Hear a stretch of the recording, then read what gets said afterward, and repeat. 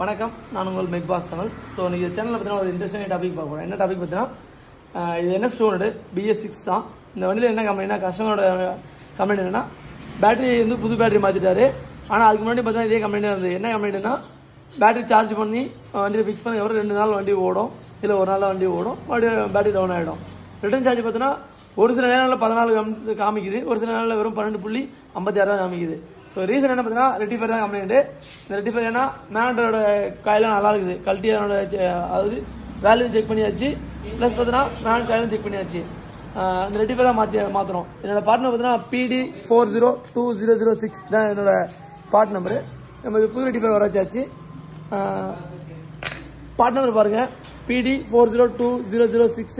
என்னோட விலையை பார்த்தீங்கன்னா 1798 ரூபா வரும். இது வந்து பஜாஜ் கம்பெனியோட ஒரிஜினல் ரெட்டிஃபயர்.